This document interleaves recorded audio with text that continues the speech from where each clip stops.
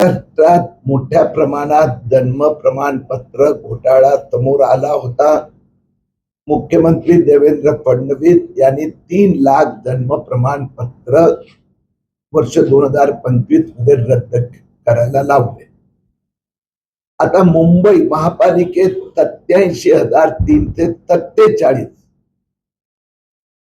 बेकायदेशीररित्या जन्म प्रमाणपत्र दिले गेले.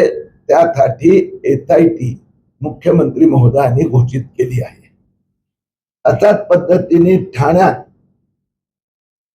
जन्म प्रमाणपत्र घोटाळा झाल्या असल्याची आम्हाला आज खात्री पटली आहे. गेल्या 2 वर्षात 2024, 25 आणि 26 ठाणे इथे 7,000हून अधिक बोगस बेकायदेशीररित्या जन्म प्रमाणपत्र देण्यात आले तर लक्षात येत आहे. आज माननीय उपमहापौर, महापालिकेचे सगळे संबंधित अधिकारी आणि आमची बैठक झाली. त्यात या विषयावर विस्तृत चर्चा झाली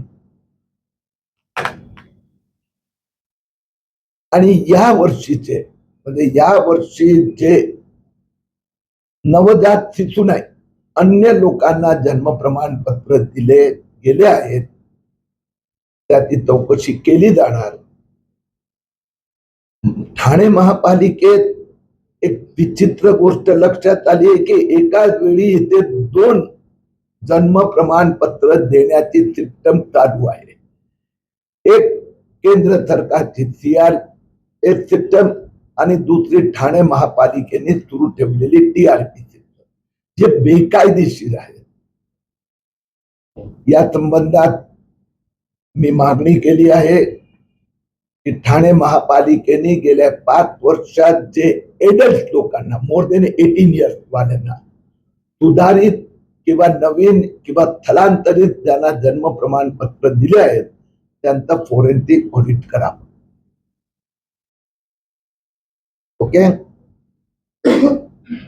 काही तुम्हाला फरक जाणवला की जन्मापेक्षा मृत्यूचं प्रमाण का मृत्यूपेक्षा जन्माचं प्रमाण असं तुम्हाला कुठे काही जाणवलं का त्याच्यामध्ये?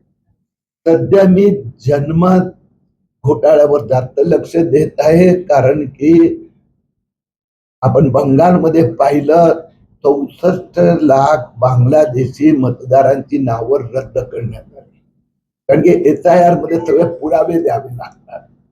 इथेही तशीच स्थिती आहे. काही प्रमाणात मोठ्या प्रमाणात मुस्लिम बांगलादेशी मुस्लिम लोकांची नावं प्रचंड वाढलेली आहे. तर SIR मध्ये अशा प्रकारचे बोगस जन्म प्रमाणपत्र वापरण्याचे शक्यता असल्यामुळे सध्या आमचं लक्ष बोगस जन्म प्रमाणपत्र माझ्या आशीर्वादाने बोगस जन्मपत्र तयार होतात. जे बांगलादेशी मुस्लिम माफिया जे आहेत आणि त्यांना काही राजकीय नेत्यांचं जे पाठबळ आहेत जे मुस्लिमांना बांगलादेशी मुस्लिमांना वोट बँक म्हणून त्यांचं संरक्षण करत असतात आता राजकीय नेत्यांचं आणि काही भ्रष्ट महापालिका अधिकारी. ओके. ज्ञान, मुझे हेल्थ केयर फील्ड में करियर बनाना है, कोई स्ट्रॉन्ग ऑप्शन है? बिल्कुल है. अभिनव इंस्टीट्यूट का BPTH बैचलर ऑफ फिजियोथेरेपी. आजकल फिजियोथेरेपिस्ट की डिमांड बहुत हाई है. कोर्स रिकॉग्नाइज है ना? Of course.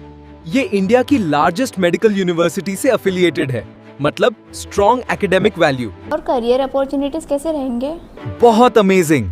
Hospitals, sports clinics, rehab centres और इवन इंटरनेशनल अपॉर्चुनिटीज भी.